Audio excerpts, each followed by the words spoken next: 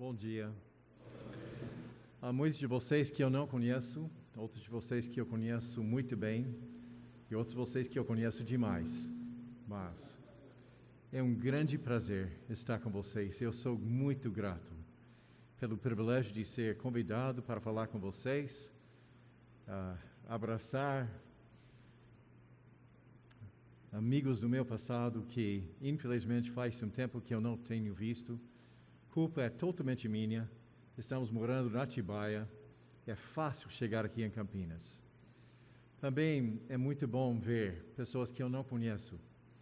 Pessoas que Deus trouxe para essa igreja para receber comunhão, crescimento, conhecimento da palavra, ajuda na vida. Hoje nós queremos falar sobre o que significa para um homem ser conformado à imagem de Cristo. Eu aprecio muito o pastor David Merck, ele é amigo meu, estudamos juntos no seminário nos Estados Unidos e, como foi falado, ele é um homem muito prático, muito humilde, mas muito animado ao respeito das coisas de Deus. Então, vamos começar hoje olhando para o assunto do primeiro capítulo dele, Homens no plano de Deus, criação, queda e restauração. É muito importante que nós nos lembramos e entendemos o propósito que Deus tem para nossas vidas. Deus tem um propósito para cada um de vocês. E o plano que Ele tem para um não é o plano que Ele tem para o outro. O mais importante na sua vida é encontrar o plano que Deus tem para você. É possível que você veio para essa igreja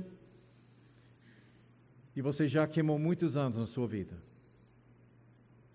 A bênção de nosso Deus é que não importa quando você vem para Ele, Ele tem um plano perfeito, bom e agradável para a sua vida.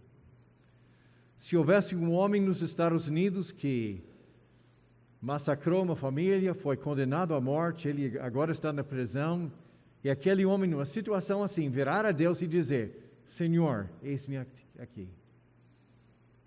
O Senhor iria responder: nunca é tarde demais para buscar o rosto do Senhor, para ver como nós podemos servi-lo. Infelizmente, nós temos uma geração de jovens que pela sociedade estão mais afastados do que nunca de buscar o rosto do Senhor e o plano que Deus tem para suas vidas. E infelizmente, nós estamos vivendo numa sociedade que está tão viciada com coisas passageiras, que a tendência é para um homem sacrificar as coisas permanentes para ganhar alguma coisa que no último dia da sua vida ele vai perder todo o investimento de sua vida.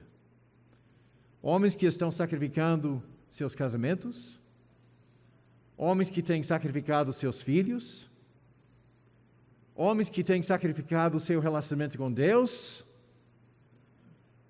somente para acordar um dia e provavelmente entrar no que nós chamamos aquele crise de meia-idade.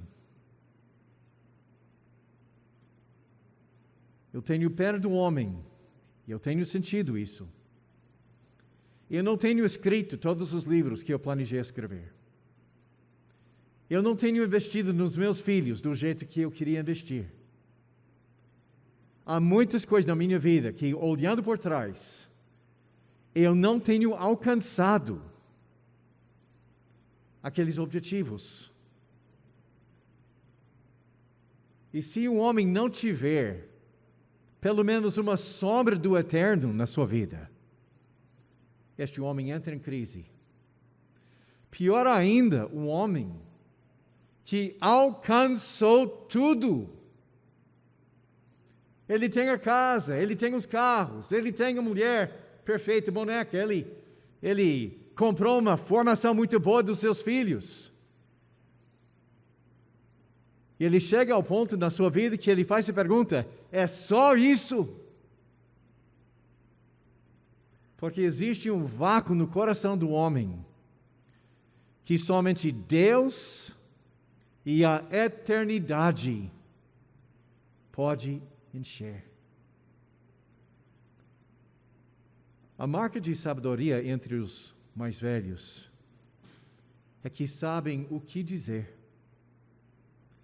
A marca de sabedoria entre os jovens é procurar um homem que sabe. E nós encontramos essas orientações dentro da palavra de Deus. Por um lado, nós podemos encontrar propósitos universais.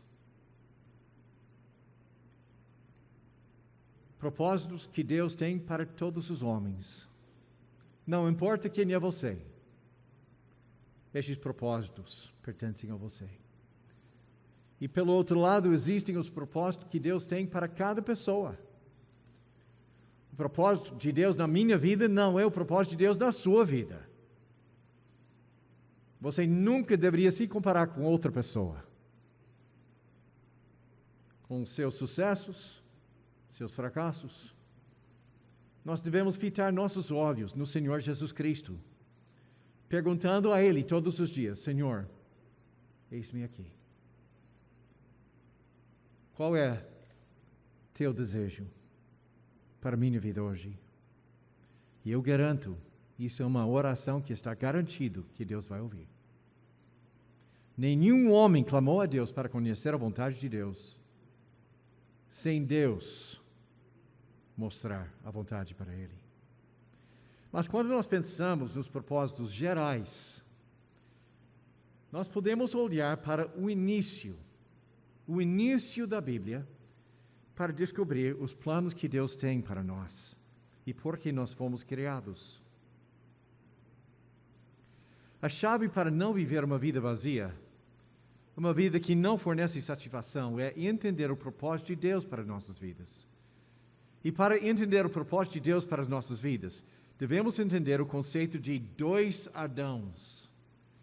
O Adão de nosso passado e o Adão de nosso futuro. Simplesmente, o primeiro Adão foi criado na imagem e semelhança de Deus, mas aquela imagem foi fraturada quando o primeiro Adão rebelou contra a vontade de Deus. Através das ações do primeiro Adão, todos nós fomos infectados em todos os nossos aspectos por um poder misterioso que a Bíblia chama ou de pecado ou de carne. Mas Deus está operando para que sua imagem seja restaurada em nossas vidas através do segundo Adão, Jesus Cristo. 1 Coríntios 15, versículo 45 até 49. Assim está escrito: o primeiro Adão tornou-se um ser vivente. O último Adão, espírito vivificante. Não foi o espiritual que veio antes, mas o natural. Depois dele, o espiritual. O primeiro homem era do pó da terra. O segundo homem, dos céus. Os que são da terra são semelhantes ao homem terreno. Os que são dos céus, ao homem celestial. Assim como tivemos a imagem do homem terreno, teremos também a imagem do homem celestial. Essa palavra imagem é essencial.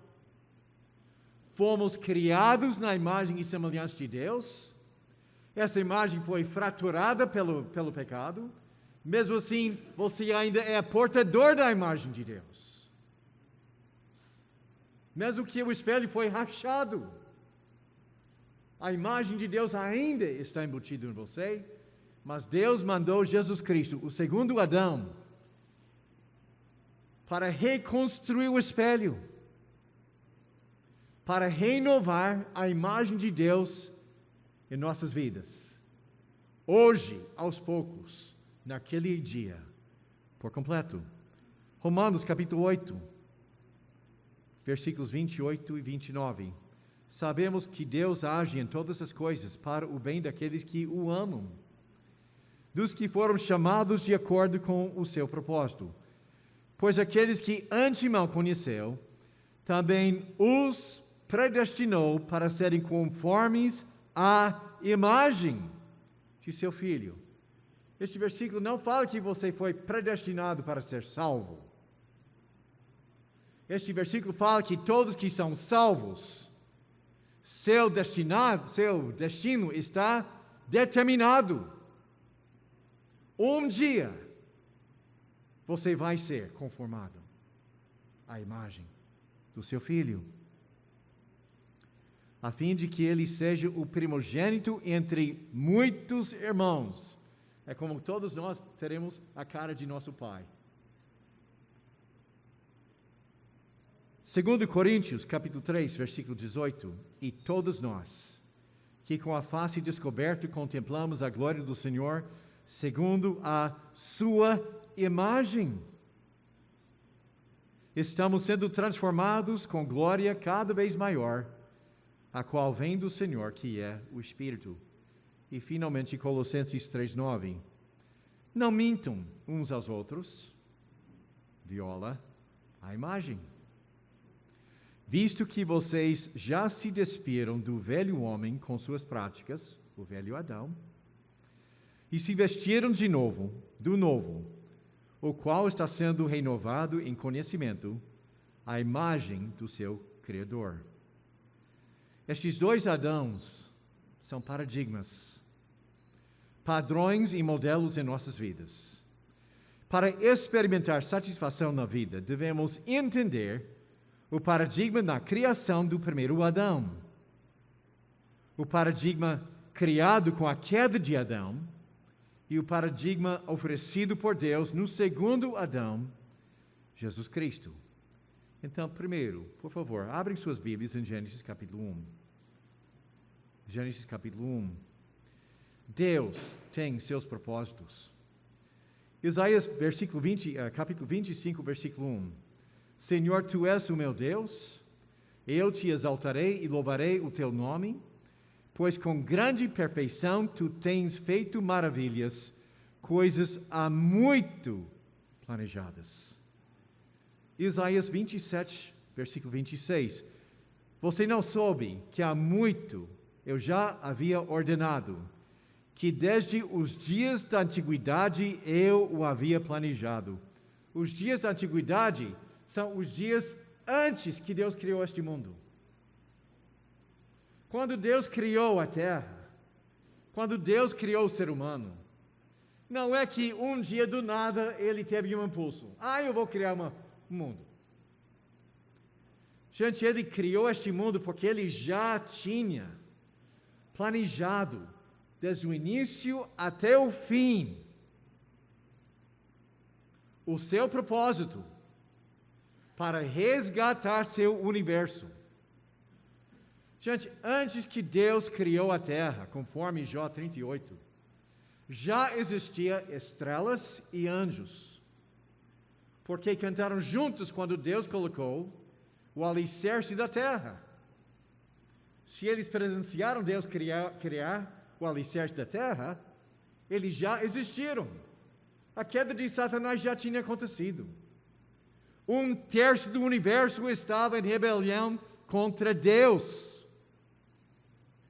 E Deus criou a terra.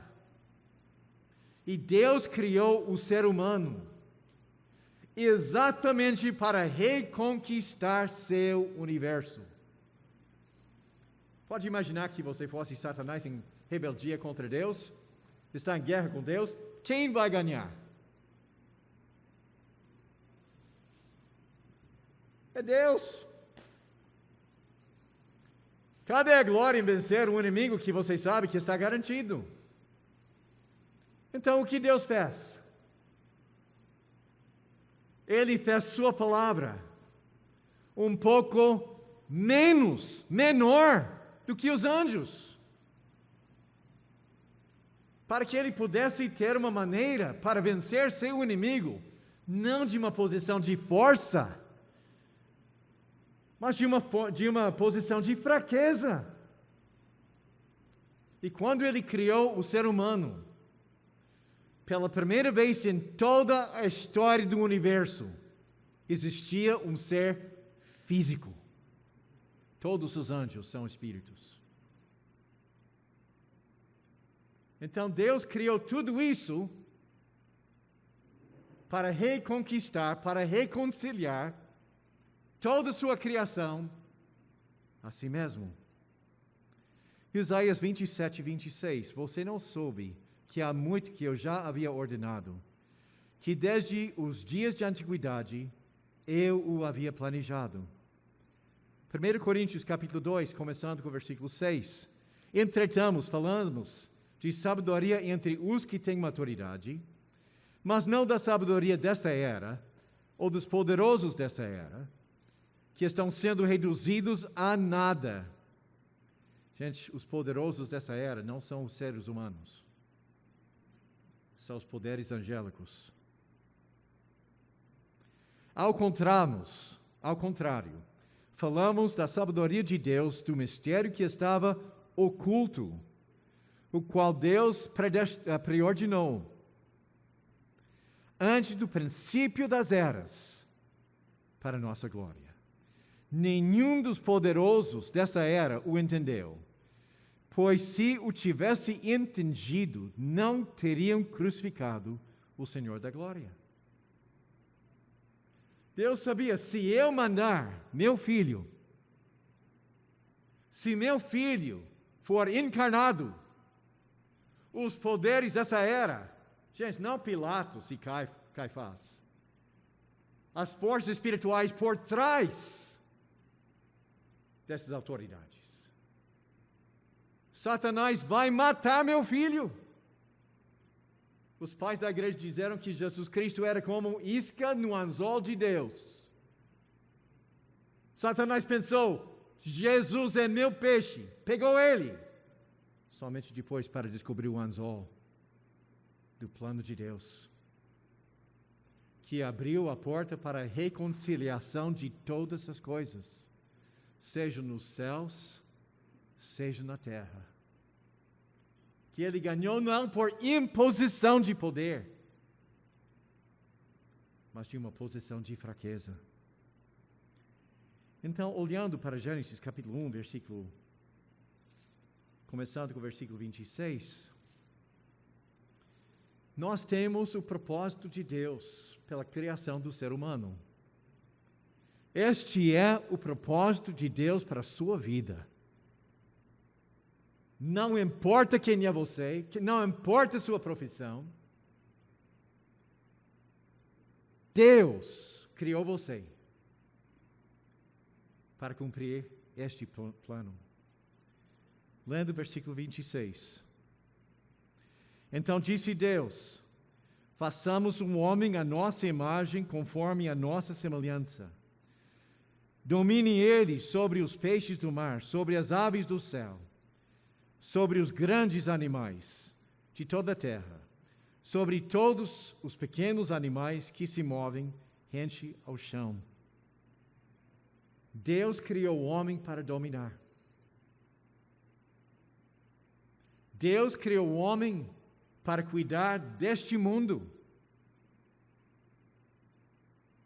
Não importa seu tamanho de vida, Deus vai colocar uma esfera de responsabilidade sob o seu controle, dando para você a permissão para cuidar do que Ele lhe deu. Hoje em dia, a palavra dominar é quase um palavrão. É quase um palavrão. Porque este mundo jaz no colo do maligno e ele está em rebeldia completa. Ele odeia submissão. Ele odeia obediência. E todos que são influenciados por Satanás estão em rebeldia. Os homens contra o governo, as mulheres contra os homens, as crianças contra todos. Gente, pela maneira, até o nível que somos, em rebeldia contra a estrutura de Deus, somos satânicos.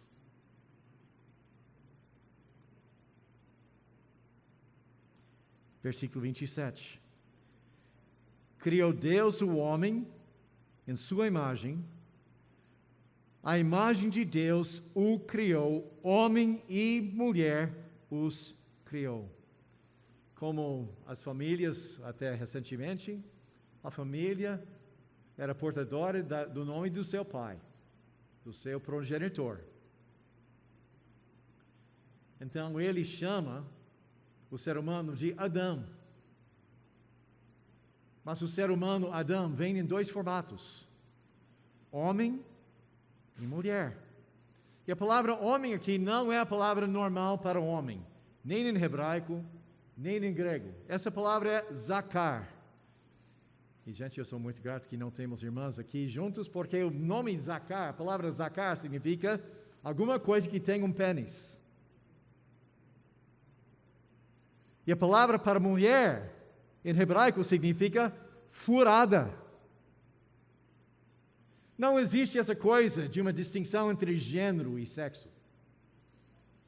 A definição de homem é que você tem o equipamento masculino. Se você tiver o equipamento masculino, você é um homem.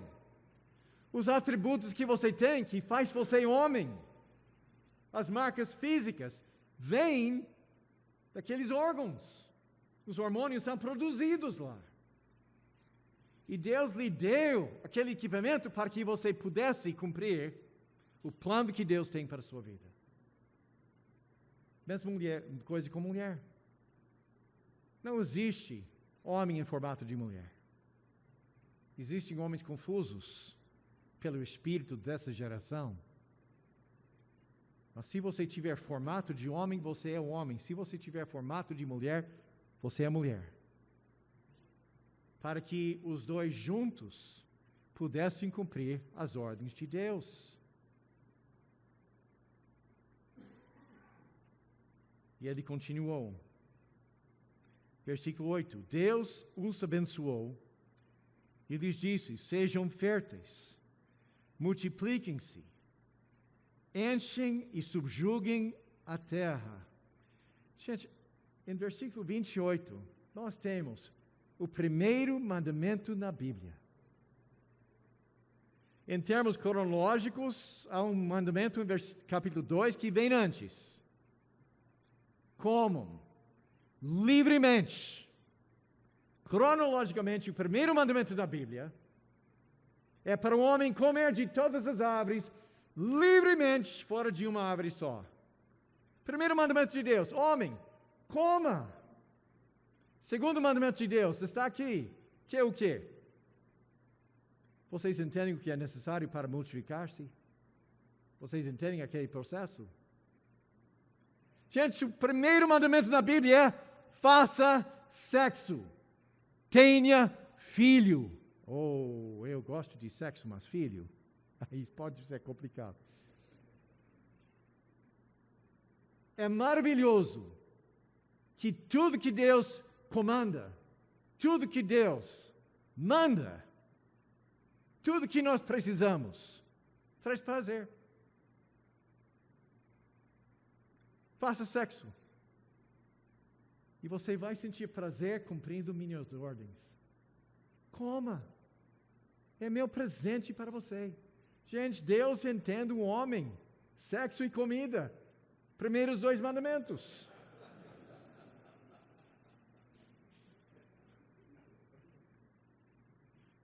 Quem colocou estes desejos dentro de você? Gente, se deitar com sua esposa era igual com lavar a louça e levar o lixo para fora da casa, o ser humano iria sumir em 40 anos. Você precisa de ar. Oh, o prazer de respirar. Você precisa de água. Naquele dia, quando você tem trabalhado muito, está morrendo de sede, o prazer de beber água. Gente, eliminar a água uma vez que você também dá seu prazer. Tudo na vida que é necessário. Deus nos deu prazer e cumprir. E quem fala que Deus está contra o prazer? Deus é o Criador de tudo isso, para que nós pudéssemos experimentar felicidade, vivendo a vida que Deus tem para nós, dentro dos padrões dele. Dentro dos padrões dele. E não valorizando o prazer mais do que nós estamos valorizando o Deus que nos deu essas ordens e prazeres. Domine sobre os peixes do mar, sobre as aves dos céus, sobre todos os animais que se movem pelo chão. Mas nós encontramos aquela palavra em versículo 27. Criou Deus o homem, à sua imagem. Essa ideia de imagem, existe uma prática naquela região que ajuda para explicar essa palavra imagem. Pense em Nabucodonosor, o imperador de Babilônia, imperador absoluto. Ele poderia mandar sua morte sem pensar duas vezes e ninguém poderia questionar. Ele poderia tomar sua esposa, sua filha, seu filho, não importa. Ele era rei absoluto. Mas Nabucodonosor poderia estar em um só lugar em qualquer momento. O que é que os imperadores fizeram? Fizeram estátuas de sua imagem. Se lembra de Daniel? E quem prestou honra à imagem estava prestando honra a quem? O imperador. Meu irmão, você é a imagem de Deus aqui nessa terra. Quem maltrata você? Quem mata você? Não está atacando só você, mas aquele de quem você é portador da sua imagem. Deus colocou você aqui neste mundo para que qualquer ser, seja os anjos do céu, seja os animais da terra, olhando para a sua vida, poderia enxergar a imagem de Deus. Meu amigo, você está cumprindo a sua função?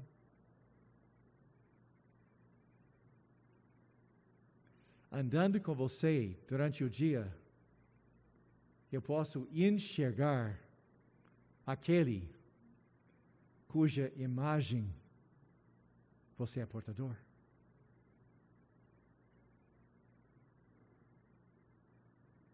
Este é o maior propósito de Deus para a sua vida. Para que por onde você for, não importa o que você faz, pelo jeito que você está vivendo, o resto do universo olhando para você, poderia enxergar seu Pai que está no céu.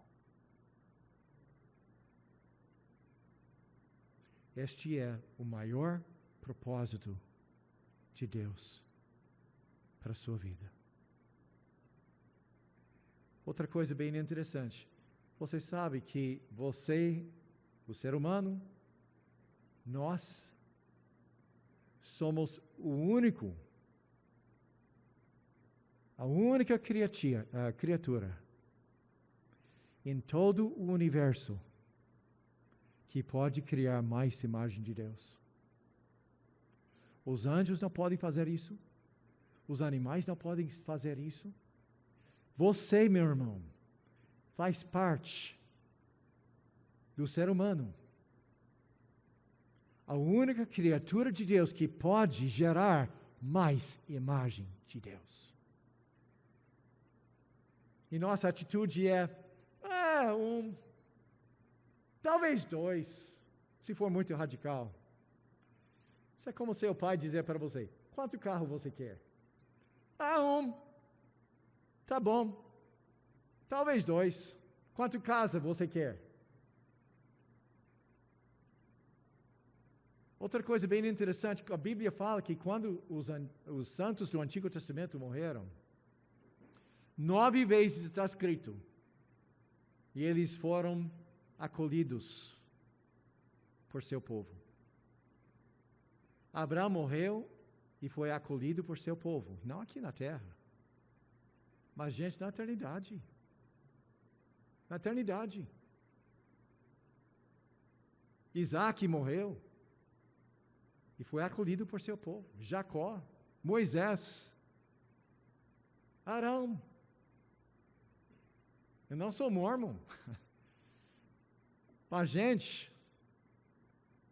a ideia da família é uma ideia eterna. Olha em Nova Jerusalém, 12 tribos, seus nomes escritos nos portões da cidade. Fazer parte de uma tribo para Israel, tribo não é coisa passageira deste mundo. E quando estamos obedecendo o mandamento de Deus de multiplicar-se e criar nossos filhos para que a imagem de Deus num espelho bom for repassado para o futuro, é uma obra eterna, com valor eterno.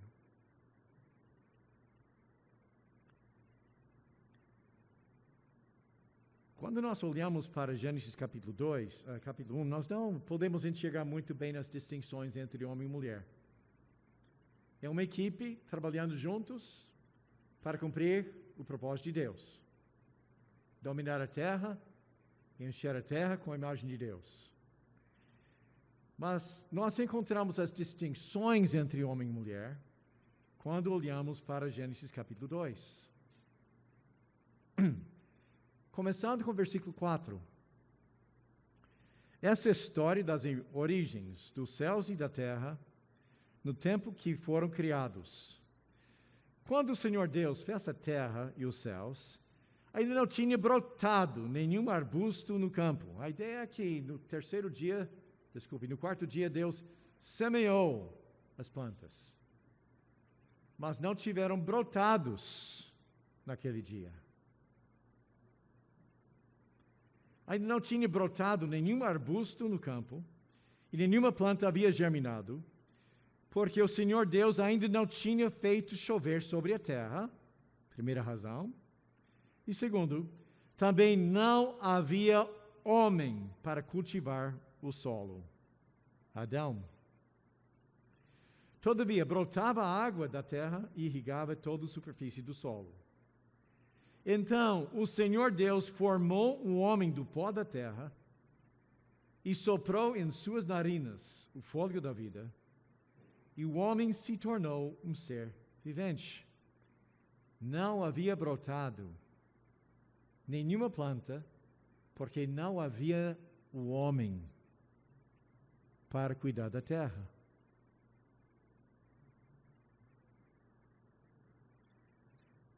Ora, o Senhor tinha plantado um jardim no Éden, para os lados do leste, e ali colocou o homem que formara. Então o Senhor Deus fez nascer do solo todo tipo de árvores agradáveis aos olhos e boas para alimento. E no meio do jardim estava a árvore da vida e a árvore do conhecimento do bem e do mal. Agora pulando para o versículo 15. O Senhor Deus colocou o homem no jardim do Éden para cuidar dele e cultivá-lo. E o Senhor Deus ordenou ao homem: coma livremente de qualquer árvore do jardim, mas não coma da árvore do conhecimento do bem e do mal, porque no dia em que dela comer, certamente você morrerá. Deus fez o homem com trabalho, com propósito. E o propósito do homem era trabalhar. Nessa circunstância, era trabalhar no jardim. Cuidar do jardim de Deus. E muitas vezes nossas esposas, elas ficam com ciúmes, porque o homem gosta tanto de trabalhar. Se você encontrar um homem que não gosta de trabalhar, vocês brasileiros têm uma palavra para descrever esse homem, né? Palavra que eu aprendi que nós não deveríamos falar na igreja, mas vocês sabem qual é aquela palavra, então não vou falar.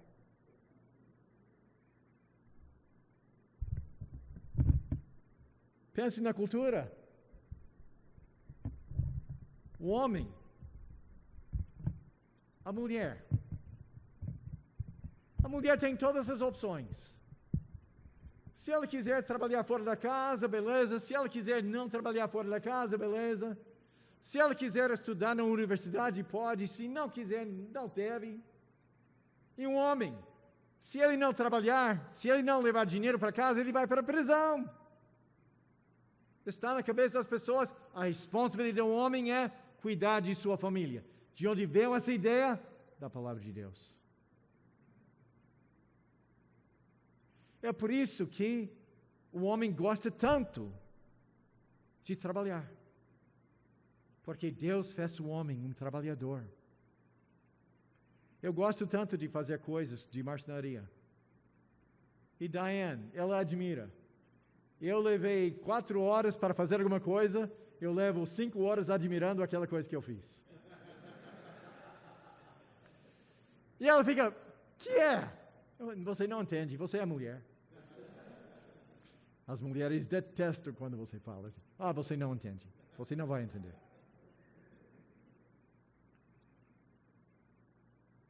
E a liberdade que Deus deu ao homem para desfrutar do seu trabalho. Somente houve 2 árvores especiais. A árvore do conhecimento do bem e do mal, não coma. E a árvore da vida. Gente, eu entendo, não faz sentido Deus fornecer uma árvore que o homem não precisava, somente uma vez que ele finalmente precisava, Deus retirou a árvore dele. Eu entendo que o ser humano precisava da árvore da vida para perpetuar sua vida física.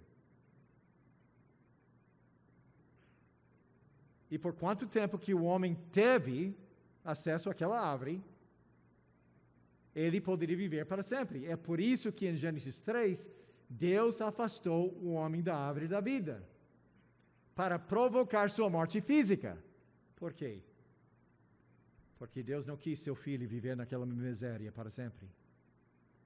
Gente, a morte física, neste mundo decadente, é uma bênção.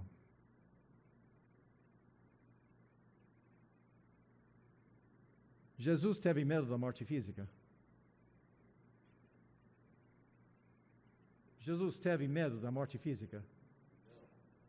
Pai, entrego meu espírito em tuas mãos. O apóstolo Paulo teve medo da morte física? Não. 2 Timóteo. Pense em Filipenses. Minha preferência é ir embora, mas é melhor para eu ficar. Melhor para mim ir embora, melhor para você ficar. Eu não sei o que vou fazer. Se lembra de Simão no templo? Encontrou Jesus pela primeira vez. Qual foi a declaração dele? Senhor, pode me levar? Jesus, vamos chegar no céu. Vamos chegar no céu e pensar, por que eu quis ficar na terra? Vocês ouviram aquela piada do homem e sua mulher? Ela cuidou muito da saúde dele, né? Alimentou ele somente com aquela nojenta, como floco de aveia e outras coisas assim. E de fato, eles tiveram uma vida muito comprida, mas com 86 anos morreram de acidente de carro, coitados. Chegaram no céu, ele olhou para ela e bateu nela. Por que você bateu em mim? Porque se eu não tivesse comido toda aquela coisa nojenta que você me deu, eu teria chegado mais cedo.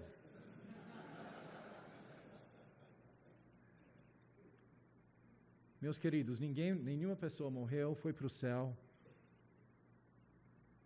e ficou insatisfeito e queria voltar para essa terra. Deus colocou a árvore da vida para perpetuar a vida física de Adão e Eva. Mas por que a árvore do conhecimento do bem e do mal? Isso foi plantado por Satanás, hein? Era Deus. Porque Deus colocou aquela maldita árvore no meio do jardim. Vocês se lembram daquele programa idiota na televisão? prova de fidelidade, ou teste de fidelidade, alguma coisa assim. Algum coitado, eles montaram uma cilada para ele, e ele seria fiel ou não? O propósito daquela árvore era um teste de fidelidade. Quem vai ser seu Deus? Você vai seguir minhas orientações ou você vai tomar suas próprias decisões? Quem vai ser o Deus de sua vida? Imagine, não roubarás, tudo é meu. Não adulterarás, com quem? É só ela. Naquele momento teria sido muito difícil para Adão pecar contra Deus se não fosse os primeiros 4 mandamentos. Quem é seu Deus? Quem tem o direito de mandar na sua vida? Conforme Gênesis 2, um dos grandes propósitos de Deus para a sua vida é que você tem um trabalho que pode deixar você sentir realizado, mesmo que dá trabalho.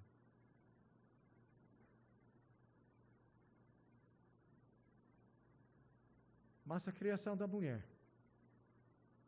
qual é o propósito da criação dela? Olha o versículo 18. Então o Senhor declarou, não é bom, primeira vez que Deus falou em 2 capítulos, não é bom que o homem esteja só. Farei para ele alguém que o auxilie e lhe corresponda. No versículo 18, pela primeira vez Deus falou que uma situação não foi boa. Não foi o bom para o homem estar só. Eu tenho estudado a Bíblia por décadas. E eu tenho descoberto que nenhum versículo na Bíblia está fora da ordem. Se você tiver um versículo, logo depois do outro versículo, tem um propósito. Gente, aquele versículo não é bom para o homem estar só. Não segue o versículo sobre cuidar do jardim. O homem não precisava da ajuda dela para cuidar do jardim. Gente, eu tenho um sítio nos Estados Unidos, estava em produção de milho e soja. Eu plantei 3.500 mudas de nogueira, carvalho, cerejeira, para meu bisneto um dia ficar rico. Eu estou saindo para trabalhar na minha florestinha e Diane faz a pergunta, posso acompanhar você? Aprendi que a resposta certa é não. Porque enquanto eu estou tentando trabalhar, ela vai me oferecer 1000 maneiras para fazer diferente do que eu estou fazendo. Você já pensou? Eu acho que seria melhor. Parei de convidar ela a ir comigo. Foi mal pelo casamento. O versículo anterior não contém o mandamento sobre trabalhar. O versículo anterior é: não coma dessa árvore. Deus estava dizendo, não é bom deixar meu filho aqui nesse jardim sozinho com a árvore. Eu vou criar uma pessoa para encorajar ele para obedecer meus mandamentos. Meu irmão, é por isso que as mulheres são tão chatas. O problema é que elas são tão pecadoras como nós, então elas não sabem cumprir essa ordem respeitando o seu marido. O que você fez? Você vai fazer o quê? O que é que você comprou? Isso provoca brigas. Mas também é por isso que quando vem uma cena forte na televisão, o controle está na mão do marido, e o que está fazendo o cotovelo de sua esposa? Mude de canal. Geralmente, quem é que traz a pornografia para casa? somos nós. E sua esposa foi criada, primeiro, como sua parceira, para ajudar você a cumprir os propósitos de Deus na sua vida. Muito difícil ter filhos sem mulher. E segundo, para encorajar você para ser um homem de Deus. E infelizmente, por causa do pecado e a natureza pecaminosa que está dentro de nós temos dois rebeldes brigando pelo volante do carro.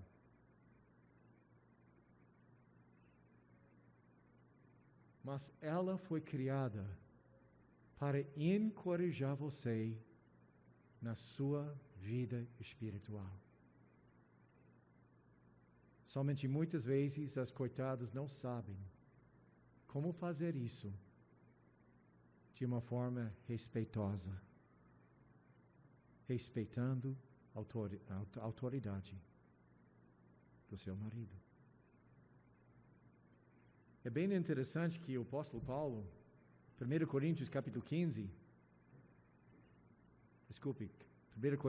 14, ele estava falando sobre as mulheres na igreja. E Paulo escreveu em 1 Coríntios 15, versículo 35, se as mulheres tiverem uma pergunta, sabe o que elas devem fazer? Estão no culto, estão na reunião, o pastor está dizendo alguma coisa, o professor está dizendo alguma coisa, chegou uma pergunta na cabeça da mulher, o que ela deveria fazer?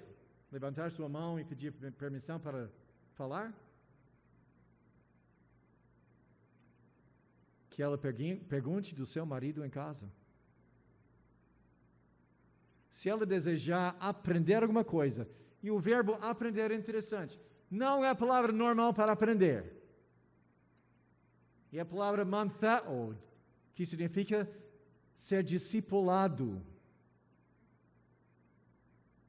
A atitude de um discípulo é uma atitude de humildade, desejo de conhecer. Se a mulher está querendo ser discipulada, não questionando, mas sendo discipulada, que ela pergunte do seu marido em casa. Deus não deu essa palavra para a mulher. Ela nem foi criada ainda. E Paulo olhou para estes versículos e falou, este é o padrão para a igreja também. Então agora nós temos mais um propósito para você. Sua função, sua responsabilidade é conhecer a palavra de Deus tão bem que você pode ser o líder espiritual dentro do seu lar. Que a fama dentro da sua casa é, meu pai conhece a palavra.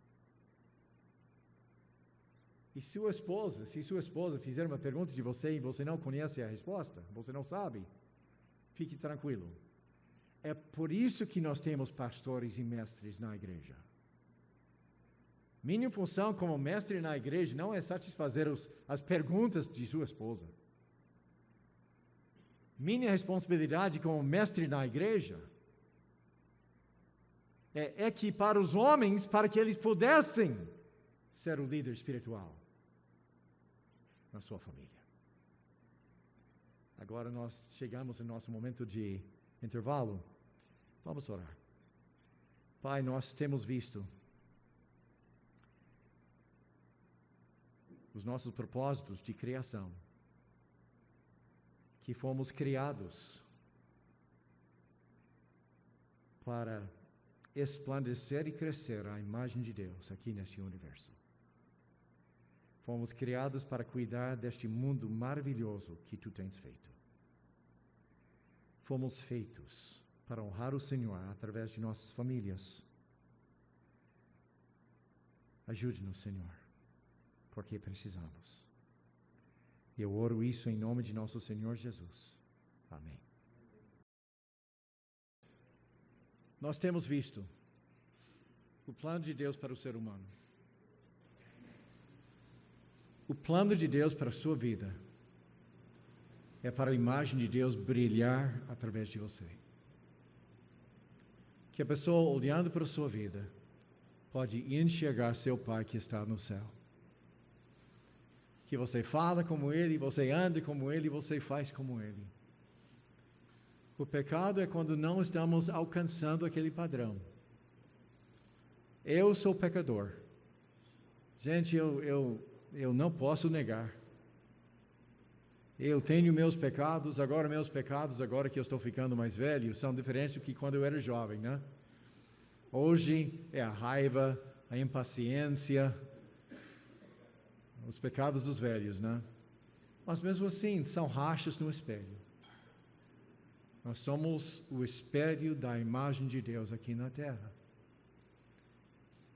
Deus criou você também para trabalhar.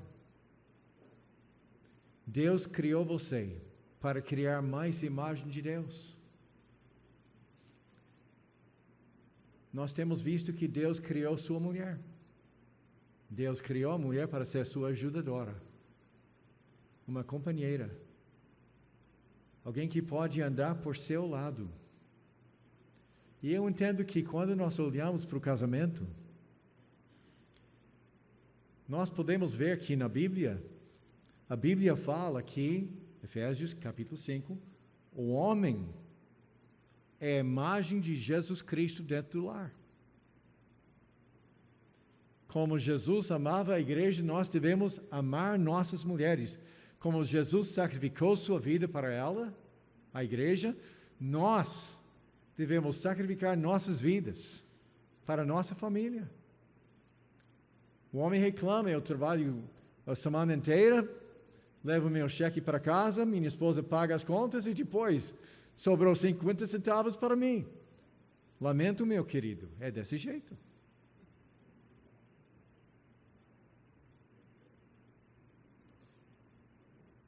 Mas nós vimos que a mulher foi criada para ser ajudadora do seu marido.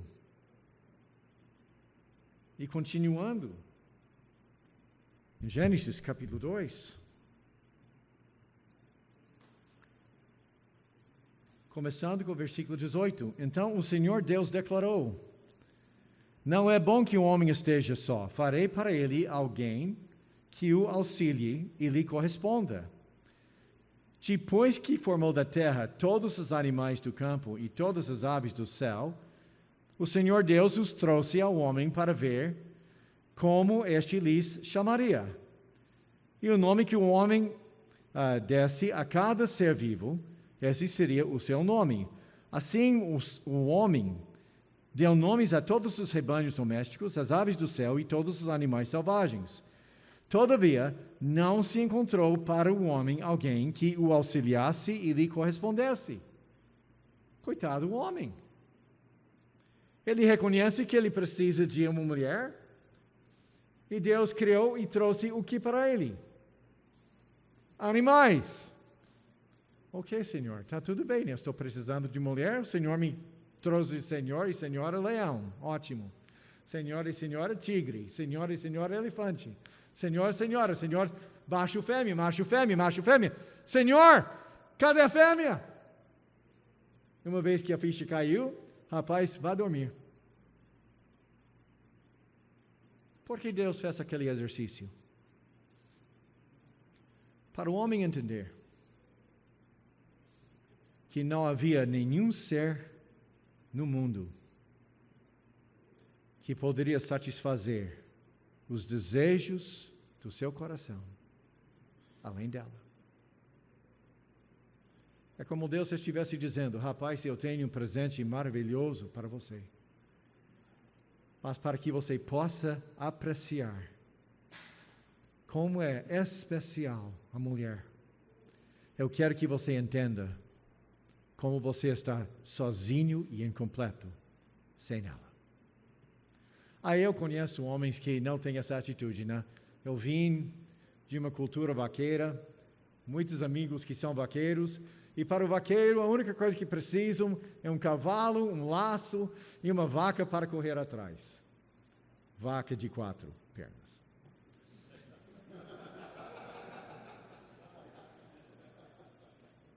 E eles não entendem. A mulher não é coisa. A mulher foi criada para completar nossas vidas. A mulher foi criada para andar pelo lado do seu marido. Em minha própria heresia, como um homem foi criado para ser a imagem de Jesus Cristo dentro do lar, eu entendo que a mulher foi criada para ser a imagem do Espírito Santo. O Espírito Santo anda por nosso lado, ela foi criada do lado. Ela deve ser submissa, você pode entristecer o Espírito Santo, apagar o Espírito Santo, resistir ao Espírito Santo. E eu entendo que Deus fez o casamento desse jeito, porque no casamento você tem a imagem perfeita de Deus. Pai, Filho e Espírito Santo, Deus, homem e sua esposa. E Deus estava desejando o homem valorizar a mulher pela criatura maravilhosa que ela é. Ela não é mais um animal. Ela não é mais uma ferramenta. Ela é a pessoa que completa a imagem de Deus dentro do seu lar. E é claro que Satanás está querendo destruir tudo isso através de nosso egoísmo. E uma vez que o homem entendeu o que estava faltando, versículo 21, então o Senhor Deus fez o homem cair em profundo sono. Enquanto este dormia, tirou-lhe uma das costelas, fechando o lugar com carne. Com a costela que havia tirado do homem, o Senhor Deus fez a mulher e a levou até ele. Então disse o homem: esta sim é osso dos meus ossos, osso dos meus ossos, e carne da minha carne. Ela será chamada mulher, porque do homem foi tirada. Por essa razão, o homem deixará pai e mãe e se unirá à sua mulher, e eles se tornarão uma só carne. O homem e sua mulher viviam nus e não sentiam vergonha. Aqui nós temos mais uma evidência da liderança masculina dentro do lar. Na Bíblia, dar nome é um ato de autoridade. Uma das esposas de Jacó deu um nome para um dos seus filhos, ele não gostou e mudou o nome. É bem interessante que quando o anjo informou José e Maria do nome de Jesus, ele falou com quem? José. O nome dele seria Jesus. E José chamou Jesus de Jesus. Se lembra os meninos de Judeia que eles foram levados para a Babilônia? E eles tiveram seu nome. O que fez? Aquele que estava cuidando dele mudou o nome. Seu nome agora é isso. E uma promessa no livro de Apocalipse: Jesus Cristo vai dar um nome especial aos vencedores, conhecido somente entre eles. Quando Adão deu nome a ela, era um ato de autoridade. E o nome dela é bem interessante, é Isha, não é Eva, é Isha. A palavra Ish é uma das palavras em hebraico para o homem. A raiz da palavra Ish significa força, poder. O nome Isha não significa fraca. Significa a força e o poder em formato feminino. O casamento, gente, é quando estamos juntando nossas forças para cumprir os planos de Deus para nossas vidas.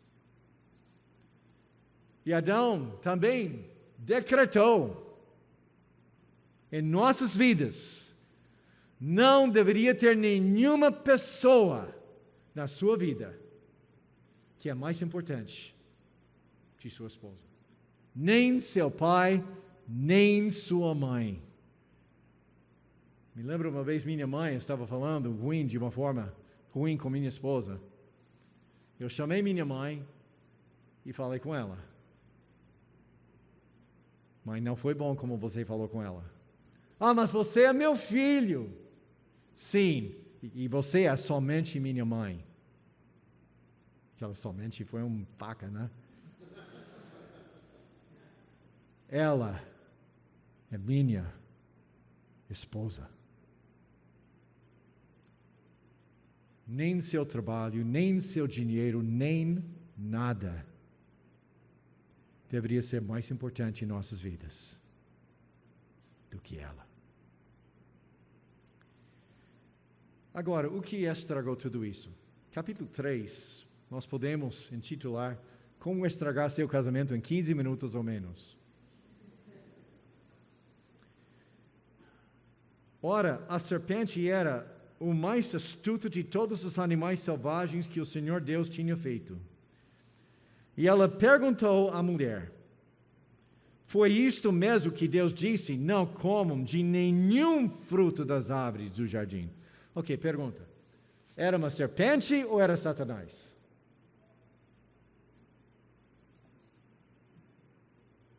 Era uma serpente ou era Satanás aqui neste versículo? Os dois. Gente, nós não entendemos toda a criação de Deus. Você sabe que no céu tem um anjo que tem cabeça de touro? Você sabe que no céu tem anjo que tem cabeça de leão? Ah, isso é figurativo. Nós temos 4 relatos na Bíblia sobre estes anjos, todos iguais. Vocês se lembram aquelas imagens dos babilônios de uma pessoa que tem cabeça de um animal e nós falamos que é mito? Talvez não. Um daqueles anjos teve pernas de bezerro. Os cavalos brancos que Jesus Cristo e seus anjos vão usar para chegar aqui nessa terra, o que veio primeiro? Cavalo no céu ou cavalo aqui na terra? Ah, é figurativo, gente. A resposta de todo mundo que não sabe como responder quando trata-se da Bíblia é figurativo, ok? Lembra-se disso. Alguém faz uma pergunta e você não sabe a resposta, é figurativo. Duvido. O que é que o livro de Apocalipse chamou Satanás em Apocalipse 12? O grande dragão. Eu estou propondo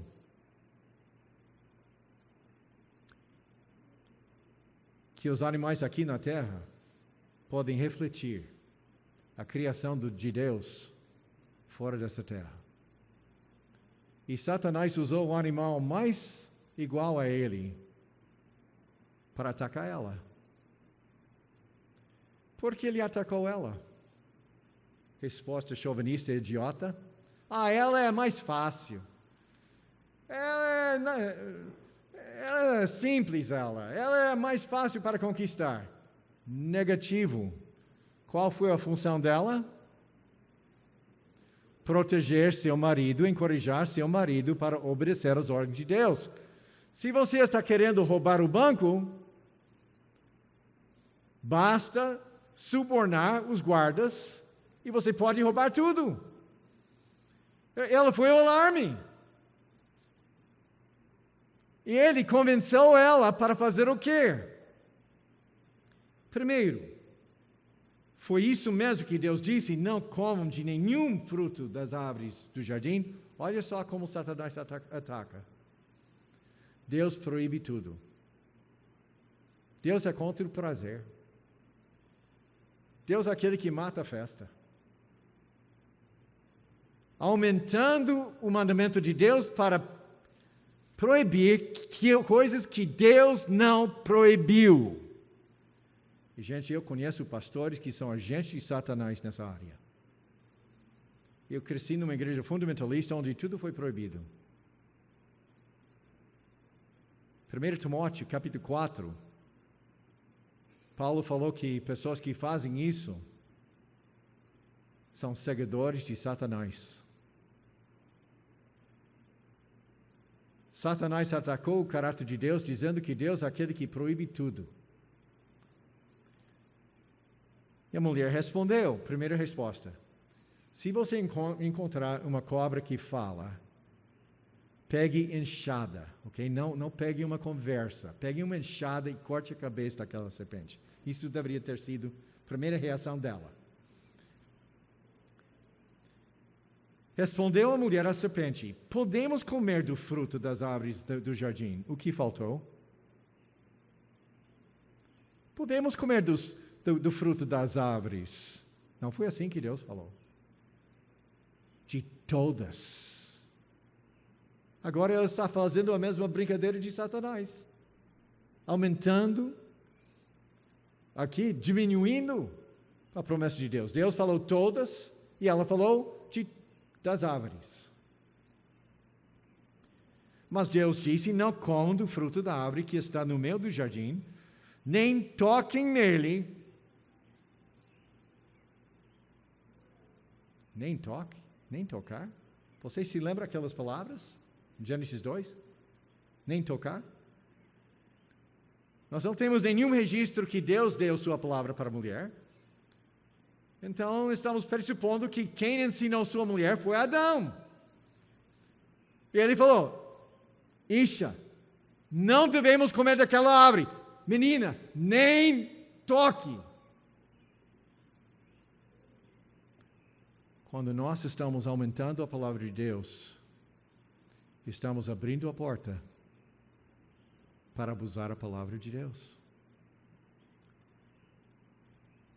Do contrário, vocês morrerão. É muito interessante que em hebraico, ela não usou o imperativo, ela usou o indicativo. Quando Deus falou: não coma, porque no dia que você come dessa árvore, em hebraico está escrito: morrendo você vai morrer. Isso é enfático. Rapaz, você vai morrer mesmo. Resposta dela: a gente morre. Diminuindo a pena do pecado. Quantas vezes eu tenho ouvido alguém que estava cogitando ou já fez alguma coisa, sabendo que aquela coisa foi errada, e aí a pessoa falou: mas Deus perdoe. Como se fosse nada. Como se fosse nada. Me lembro uma vez, eu falei com meu filho: filho, você sabe por que eu sou um dia old school, eu estou velho, né? Eu usei uma varinha para ensinar meu filho para obedecer. Eu falei com meu filho: rapaz, você entende por que eu estou castigando você? Por que, pai?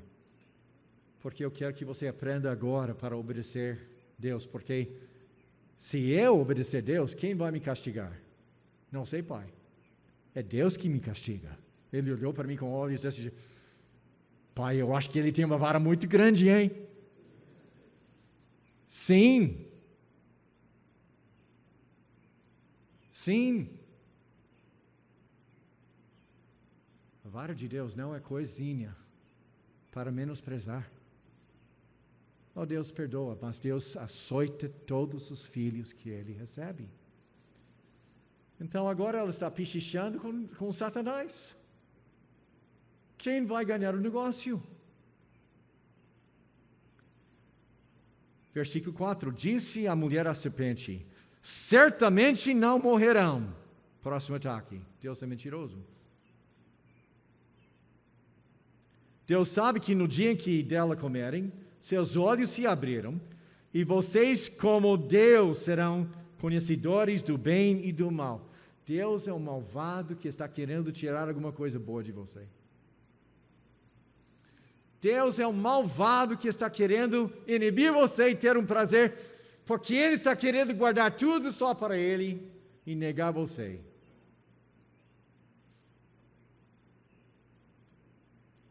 E depois disso, Satanás não falou mais nada. Quando a mulher viu que a árvore parecia agradável ao paladar, era atraente aos olhos e, além disso, desejável para dela se obter discernimento, tomou do seu fruto, e aqui foi o que Satanás queria. Comeu-o e deu a seu marido, que comeu também. Qual foi o pecado de Isha? Confiar no seu próprio raciocínio. A pessoa fala comigo: eu não entendo como você pode dizer que Deus proíbe tal. Eu queria responder: você não entende? Então você é idiota. O problema não é com a coisa, é que você não entende. É uma confissão da limitação de sua inteligência.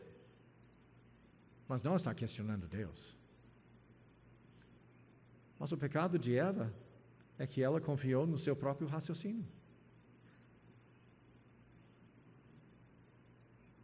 E, consequentemente, ela violou sua própria função e se tornou a assassina do seu próprio marido.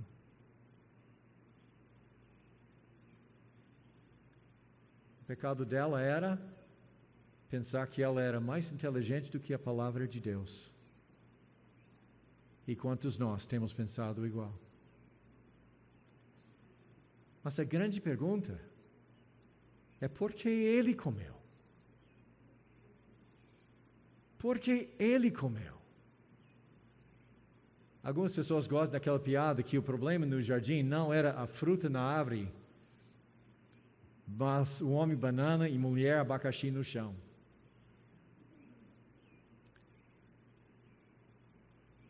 Eu acho que não foi por fraqueza, não.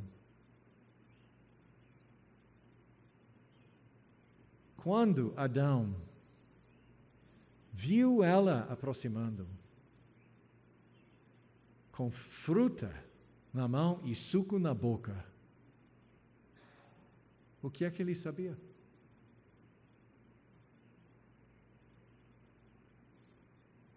Eu preciso escolher. Na morte com ela? Ou vivo com Deus? E, gente, a morte que Deus ameaçava em Gênesis 2 não era morte física. No dia que você come, você vai morrer. Eles não morreram fisicamente naquele dia. É a morte espiritual. Romanos capítulo 8. Vocês não sabem que se você andar pela carne, vocês morrerão? Eu vejo dentro do meu corpo um princípio de morte, provocando-me para pecar contra Deus. O próprio cristão, se ele pecar, morre espiritualmente. Isso não significa perder sua salvação, significa perder sua comunhão com Deus. Ele sabia, ela comeu. Minha escolha é ficar com ela na morte ou com Deus na vida. Como se chama quando você ama alguma coisa mais que você ama Deus? Este foi o pecado de Adão. Ele já tinha visto que nenhum animal em toda a terra poderia satisfazer as necessidades físicas, espirituais e emocionais como ela. Agora ela está morta. O que é que eu vou fazer?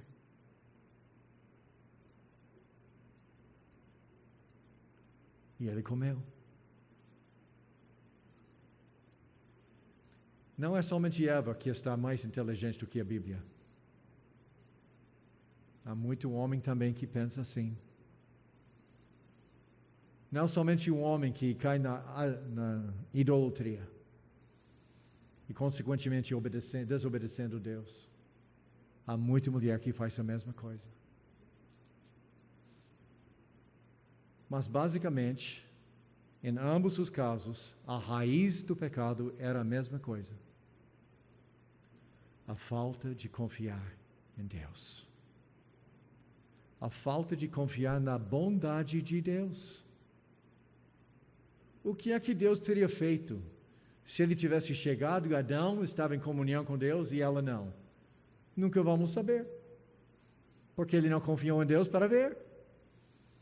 E quantas vezes nós chegamos, nos encontramos numa encrenca, e em vez de confiar em Deus, nós arrumamos um jeitinho para cuidar da situação, uma mentirazinha para resolver o problema. E tudo bem, o problema foi resolvido. E a próxima vez que você foi para conversar com seu pai que está no céu, e Deus dizendo para você: filho, o que é que você tem feito? Por que você não confiou em mim? Eu teria resolvido o problema. Eu teria resolvido o problema. Depois Deus veio para o jardim e olha, Deus está redimindo a situação desde o início. O homem fugiu, Deus está chamando: filho, vem para mim. Venha para mim, filho. Deu oportunidades, 3 oportunidades para Adão assumir o problema. E ele está culpando outra, fazendo tudo além de dizer o que ele deveria ter falado. Deus falou com a mulher, a resposta da mulher foi mais direitinha. Ele nem respondeu a Satanás, a serpente, porque a situação dele tinha chegado no fim. Deus anunciou os resultados. A mulher foi atendida nos 2 propósitos da sua vida: filho e marido. Agora, o processo de gerar filho vai ter dor, e você vai desejar seu marido, e seu marido vai dominar você. Aquela coisa de desejar não era desejo sexual. Eu realmente ouvi um padre que falou que seu desejo será para o seu marido, e ele falou que era desejo sexual. Eu pensei, homem nunca se casou dizendo que ele sabe alguma coisa sobre mulher. Dentro do casamento, geralmente não é a mulher que está pedindo sexo, né? Nós encontramos exatamente a mesma frase em Gênesis capítulo 4. Quando Deus falou com Caim: o pecado jaz na porta, seu desejo está para você. Você acha que o pecado estava querendo namorar com Caim? O desejo do pecado era dominar Caim. E Deus falou: mas você deveria dominá-lo. Exatamente a mesma frase. Menino, você não entende o que você fez. Seu propósito de ter filho agora vai dar dor. E seu desejo, em vez de ser ajudador do seu marido, você queria dominar seu marido. Eu lhe dei uma língua para ajudar seu marido, mas infelizmente eu dei músculos para o homem me servir. Em vez de você usar sua língua para encorajar seu marido, e seu marido usar seus músculos para cuidar de sua família, você vai usar sua língua para manipular seu marido, mas infelizmente seu marido vai usar aqueles músculos para dominar você. E o homem? Você já trabalhou num pomar? Tudo bem, tem um momento que você tem que podar, não é difícil. Você tem que proteger a árvore contra os pássaros e os bichinhos. Mas, gente, basicamente é somente esperar. Você chega, toma e pronto. Você já plantou milho ou soja e cuidou de uma safra assim? É um trabalho. Rapaz, agora você vai trabalhar mesmo. E depois de trabalhar sua vida inteira e acumular algumas coisas, o que vai acontecer? Vai morrer e deixar tudo que você ganhou para os outros. Próximo passo, Deus fez a roupa para eles. Eu posso imaginar ele: me dá aquela roupa idiota que vocês fizeram, eu vou lhe dar roupa de couro. E os rabinos entenderam que isso foi o primeiro sacrifício de sangue para restaurar a comunhão entre Deus e o homem. Deus já está redimindo seu filho. E depois disso ele falou, não é bom para o homem estar aqui no jardim sozinho com essa árvore. Para ele não estender sua mão e tomar da árvore da vida e comer e viver para sempre. Deus nem terminou a sentença. Expulsou o homem e sua mulher do jardim. Meus queridos, isso foi um ato de misericórdia. Deus não quis seu filho viver na miséria de pecado para sempre. Colocou um limite nos seus sofrimentos. Desde o primeiro momento que Deus entrou no jardim, Deus está redimindo sua criação.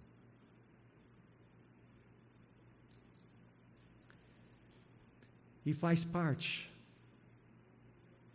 que Deus está querendo restaurar a imagem de Deus da sua vida.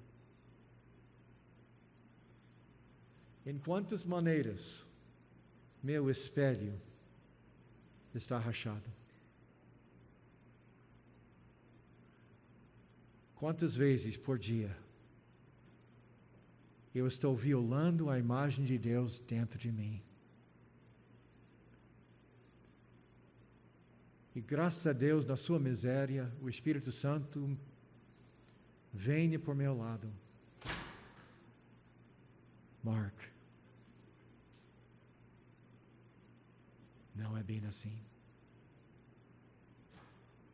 Me dando oportunidade para reconhecer meus erros, confessar meus pecados, e depois olhar para Deus e dizer para Ele, Senhor, eis-me aqui. Enche-me com Teu Espírito. Tome controle dos meus medos, do meu orgulho, do meu egoísmo. Senhor, restaura sua imagem em mim.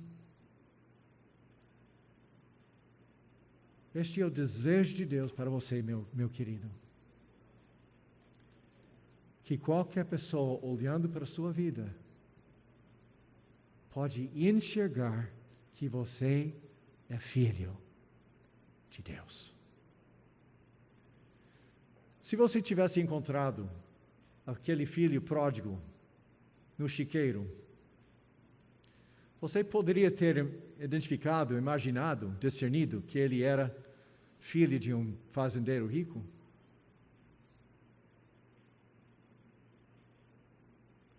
Mas ele foi filho? Ele parou de ser filho? Por estar no chiqueiro? Por gastar todo o seu dinheiro do seu pai à toa? Por viver a vida promíscua que ele tinha vivido? Ele continuou filho do mesmo jeito. Ah, mas um verdadeiro filho de... Sim, um verdadeiro filho de Deus pode fazer essas coisas. Mas ele confiou na bondade do seu pai. Imaginou uma grande palestra que ele iria dar para o seu pai, para explicar e para pedir perdão. Ele chegou próximo da casa do pai, o pai já está correndo para ele. Ele começou aquela palestra, pai, eu tenho pecado contra ti e contra o céu. O resto ele nem conseguiu falar. O pai, faça a festa, meu filho veio. Gente, a única coisa que Deus quer ouvir de nós é, Pai, eu pequei contra ti. Seu Pai que está no céu não é torturador. E você precisa arrastar no chão para Ele perdoar você. A única coisa que Ele está querendo ouvir é, Pai, eu errei. Perdoe-me. E ajude-me. Até que nível as pessoas que estão andando por seu lado podem enxergar a imagem do seu Pai que está no céu? Até que nível sua esposa pode olhar para Deus e dizer: "Oh, meu Pai, muito obrigado pelo casamento que eu tenho com teu filho"? Até que nível seu espelho está refletindo a presença de Deus na sua vida? Ok, perguntas? Dúvidas? Gente, eu estou um pouco surdo, ok? Então, eu vou precisar de ajuda para entender as perguntas.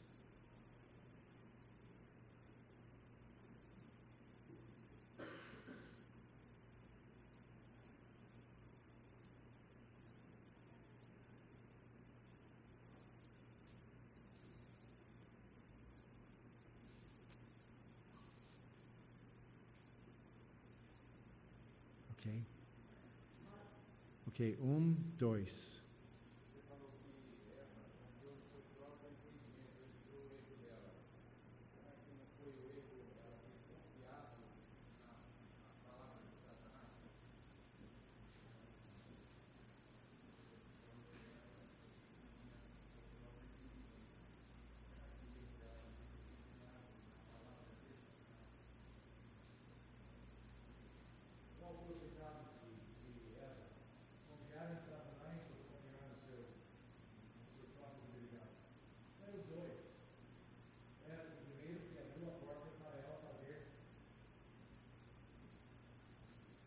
A pergunta era: qual foi o pecado de Eva?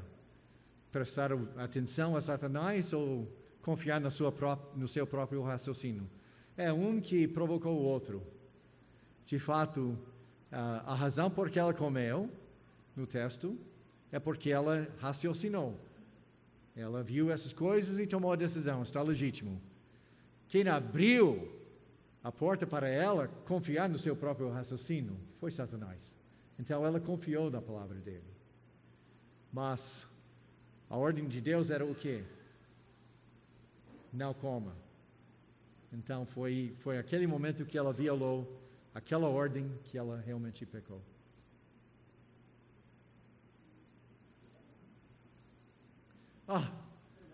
Um amigo meu.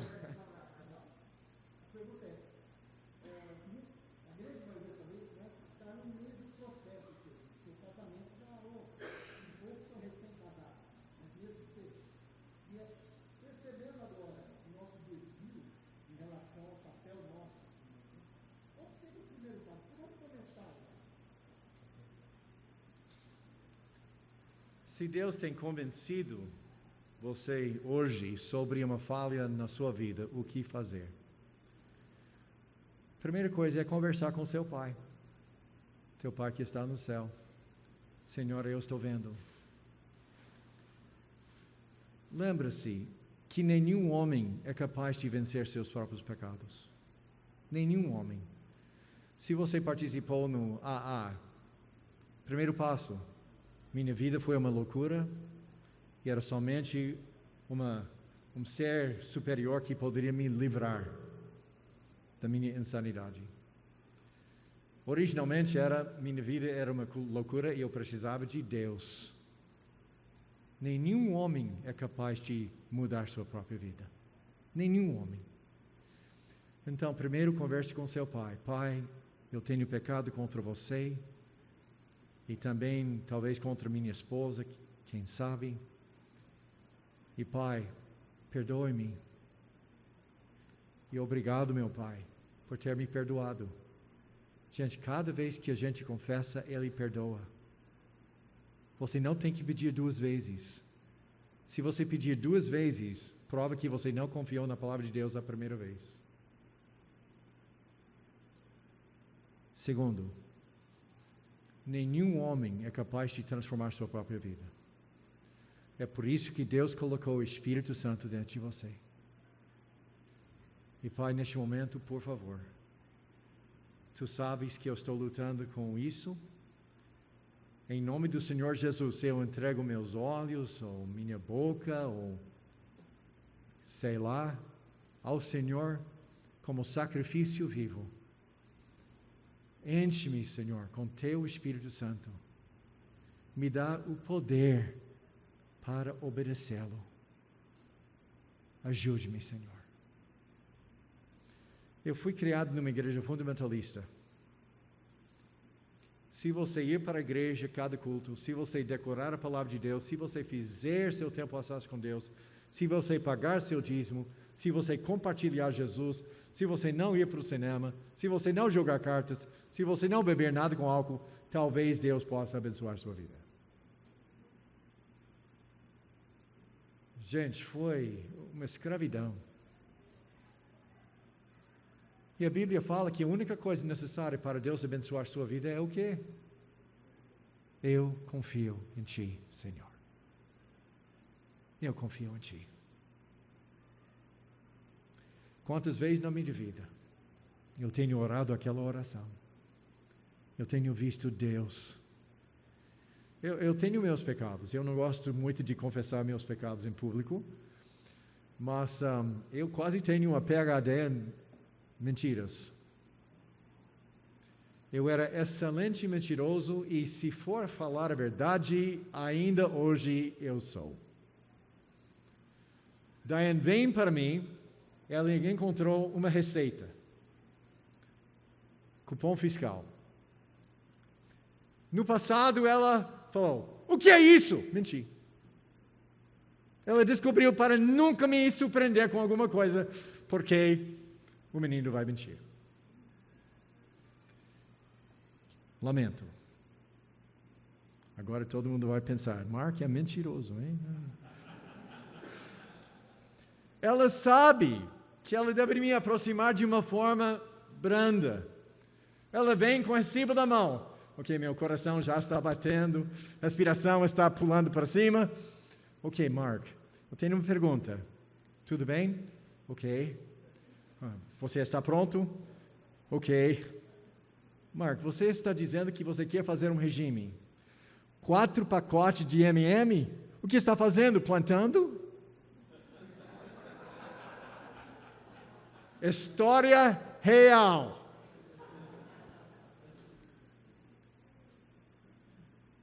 Quando vem a tentação, você tem 1 ou 2 segundos para tomar uma decisão.